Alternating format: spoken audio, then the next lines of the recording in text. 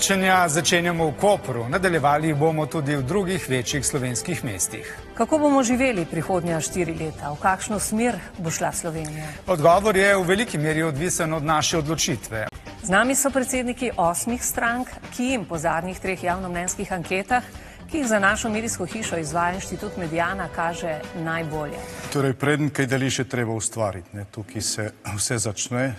Zdaj, če ne bi aktualna vlada prekinila naše mini davčne reforme, bi povprečno gospodinjstvo v Sloveniji ob koncu tega mandata imelo 7500 evrov več.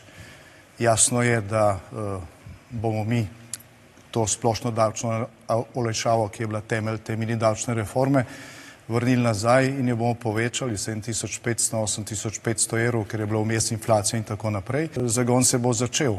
Tudi dobiček je treba najprej ustvariti, da ga lahko pol deliš. Ne moramo pa vrniti nazaj 4 izgubljenih let.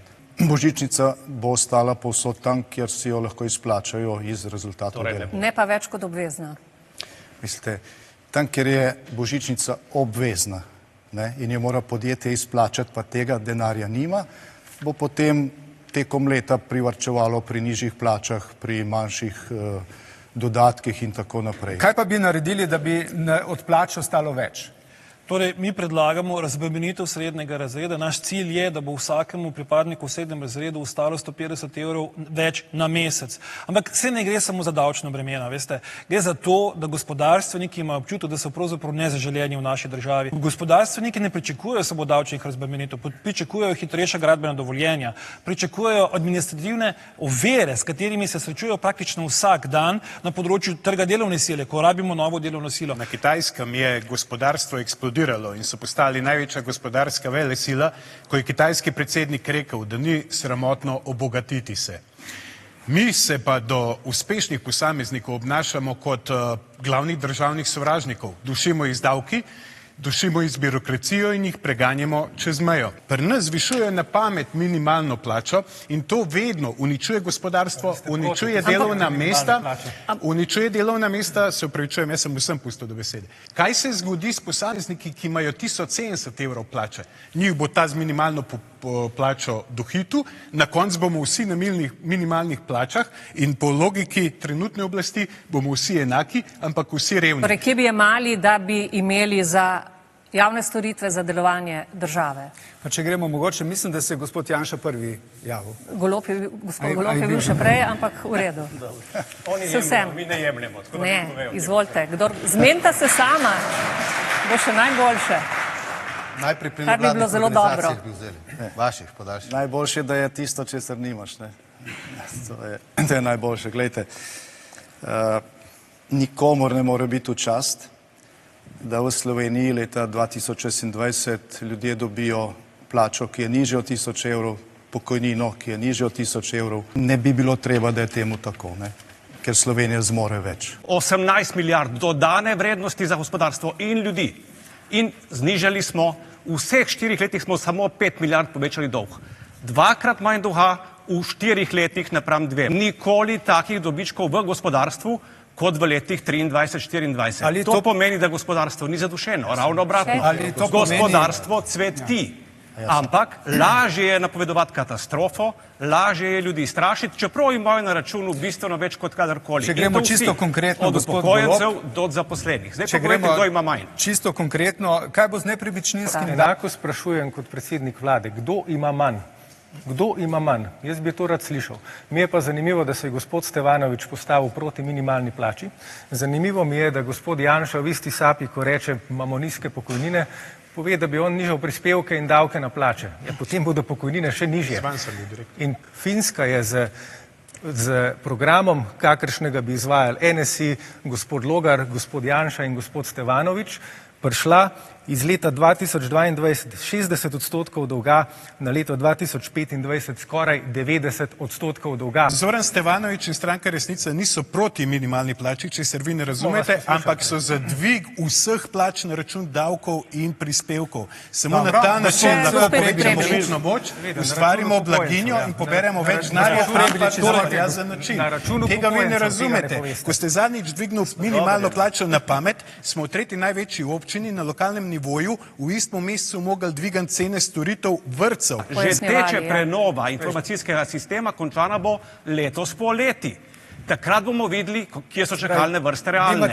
Sicer bomo vedno imeli primere, kot je bil v Novem mestu, kjer je bila čakalna vrsta za preprosto operacijo kolena v Novem mestu leta 32. Dokler so peljali k večkrat slišali, gospod... Danes je čakalna vrsta konec leta 26. Poslušam predsednika vlade, poslušam ministra za delo. V bistvu sploh nima ta koncepta, kako rešiti javno zdravstvo. Slovenija potrebuje en resen pristop k reformi javnega zdravstva. Najprej prva naloga je, da se politične stranke poenotijo, da je to naš skupen problem, ki nima politične barve in da se ga reši v sodelovanju v nekem dolgoročnejšem obdobju. Predvsem razbremeniti administrativnega dela zdravnike, kar pomeni samo za pol ure jih razbremenimo in imamo 100 000 novih pregledov za 100 000 pacientov. Potem je, ne me boste popustili, da do konca povem. Potem je treba digitalizirati javno zdravstvo na način, da bo primarna, sekundarna in terciarna raven povezana, da bo lahko iz primarne ravni reševal probleme v dogovoru z specialistom. Ja, meni je žal, da večina kolegov sploh ne ve, kaj pomeni javno zdravstvo. Ponavljati kot mantro, javno zdravstvo pomeni, da je financirano iz javne blagajne, ne da se nujno vrši v državnih ustanovah. Pustimo te njihove obljube 30 dni do specialista, zdaj vidimo, da je 30 dni do eutanazije in na ta način se skrajšujejo čakalne vrste.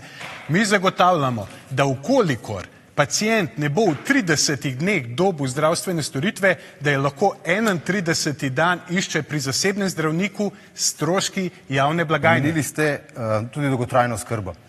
Lejte, tukaj je problem toliko bolj po tej zakonodaji, ki je bila sprejeta, razraščen, kajti problem je tisti odstotek, ki ga upokojenci plačujejo za dolgotrajno oskrbo, pa in ga v našem mandatu po prevzemu vlade ne bo več treba. Odstotek, ki ga plačujejo za upokojence, je največja krivica, kar se je upokojencu zgodila. V vseh anketah je zdravstvo najbolj pereča tema v državi, tako da mene zelo veseli, da tukaj mogoče razen treh vsi razumemo, v čem je problem. Mi smo šli leta 2004 v Evropsko unijo, je pa ponekod ostala še jugoslovanska miselnost, glede tega zdravnika v Novem mestu. 2 dni nazaj sem prebral, ki je zdaj doktor Kavčič. Jaz njega nikoli nisem srečal. Tudi jaz ne. Samo videl sem čakalne vrste, ki jih je naredil. Je pa nekaj mojih kolegov, alpinistov, čakalo kar nekaj časa za to, da jih je on operiral, ker velja kot zelo dober. Ampak nekaj dni nazaj sem prebral, da je še on v Zagreb. Ker ste nas tri označili, da se pač da ne znamo, da ne razumemo zdravstva. V Jugoslaviji, gospod, jaz nisem noben jugonostalgik, ampak v Jugoslaviji, gospod Janša, je bil zdravstveni sistem daleč najboljši in smo bili na njega zelo ponosni. Ker si bil mlad, pa sploh nisi rabil. Ne. Gospod Prevelič, pa zelo kratko. Jaz sem zelo zanimanjem poslušal, kako ste izvali gospoda Janšo, naj se opredeli do Trumpa in se ni na nobeni točki do njega distanciral. Rekel je, da tako kot Trump govori, se sicer ne govori o Grenlandiji, ampak to ne bi bilo treba rešiti oziroma se da rešiti v okviru Zveze NATO. Kaj točno, gospod Janša, pa je o Grenlandiji treba rešiti? Razen tega, da se je nekdo odločil, da bo svojo samovoljo posegel po ozemlju druge države članice. In meni je simptomatično, da smo morali tudi mi kot Slovenija na Grenlandijo poslati svoje častnike, da smo ga odvrnili, da tega ne počne.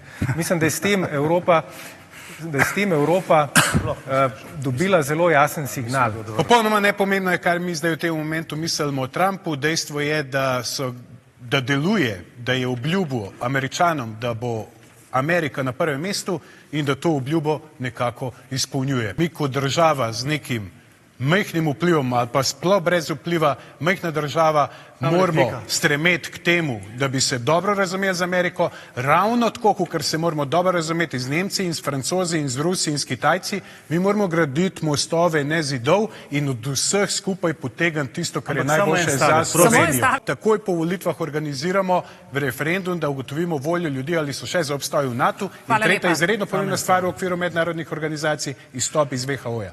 Težko poslušam po eni strani, ko govorite, da se naš glas ne smeje slišati, da je vse, kar mi rečemo, brez veze, po drugi strani pa govorite, kako se treba postaviti proti Kitajski. Dobro ste rekel, težko poslušate, ker ne slišite. Jaz nikdar nisem rekel, da bi se mogli postaviti proti Kitajski, ampak da bi mogli sodelovati s Kitajci, z Nemci, s Francozi, z Američani, graditi mostove, ne zidov. Ampak najprej moraš biti ponosen na sebe.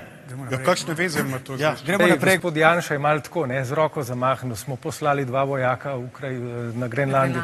Lejte, da je Evropa morala poslati svoje vojake tja, zato da je Trump razumel, da bi napad na Grenlandijo izzval konflikt, vojaški spopad med državami članicami NATO, to je alarmantno. 4 leta so minila, odkar financiramo Ukrajino, in če mi 4 leta trdimo, da s temu ne bomo dosegli miru, in če po 4 letih kažete, da še vedno vojna traja, je popolnoma jasno, da moramo spremeniti koncept in ta denar nameniti v pokojnine in pa v sklad za bolne otroke z redkimi boleznimi. Kako integritetno pa je ravnanje politika, ki podpiše izjavo, da bo odstopil z funkcije poslanca v primeru, da izstopi iz stranke, ki mu je omogočila izvolitev. Vem, leta 24 niste podpisali, ste pa takšno izjavo podpisali pred volitvami. Ja, seveda se je bila strani stranke usiljena za podpis, ampak to je izjava, za katero je Vrhovno sodišče odločilo, da ni v skladu z ustavo. Ampak vendarle ste jo podpisali, ne? Ja, seveda, ja, sej, če jo dobiš kot nujni pogoj za kandidaturo, verjetno ne. Bolje vprašanje, da stranka, ki je dobila sodbo, da je podpis takšne izjave neustaven, da daje za podpisati. To je bolj vprašanje. Ampak ne, sej nikogar nič ne.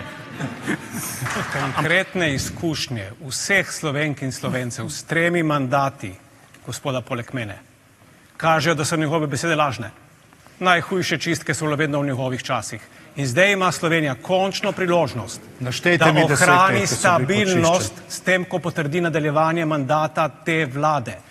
Potem ne bo nobenih čistk. Tudi ko sem bil minister, sem veliko dobrih diplomatov, s kateri so tudi svetovno nazorsko na drugem delu imenoval na pomembne položaje in so dobro opravljali delo, in enako lahko tudi na področju države in državne uprave in ministrstev delujemo, če je to glavna filozofija naslednje vlade. Vi odkimavate, gospod Han. Ne odkimavate. Tako lepo govori, da bi sladkorno dobo, ampak nema veze. Ne, ta je bila rahlo žaljiva. Zaradi takega odnosa pa smo tam, kjer smo. Zato je politična kultura padla. Enkrat jo je treba začeti dvigovati. Samo jaz sem bil poslanec, ko je bil gospod Logar minister. In dejstva obstajajo. Gospod Golob, namesto očistiti, gledajte, konec je. Konec je, ker Slovenija teče proti 22. marcu in novi slovenski pomladi, kajti Slovenija ostala, ljudje so se dvignili, ker ne morejo več gledati takšne nesposobne vlade, kot jo imate vi. Ne vidim se in naša stranka se ne vidi v koaliciji z gospodom Janezom Janšo, tle smo bili kristalno jasni. Mi zares ne verjamemo, da obstajata samo 2 bloka in da bomo mi privese komorkoli ali pa da bomo komorkoli pomagali na oblast. Mi pravzaprav tudi po zadnjih dogajanjih glede trenutne oblasti in pa njihovega pritiska totalitarnega na medije in institucije se ne vidimo v vladi niti z njimi. Želimo pa, da obstaja 3. blok. Pustite en koncept, da končno zavlada v Sloveniji in da poveže vse tisto, kar nas povezuje. Ko smo ustanovili platformo sodelovanja. Bi šli v vlado, v kateri ne bi bilo SDS-a, ja ali ne? Ja, zakaj pa ne? Ok, hvala. Nasvidenje. In lep večer še naprej.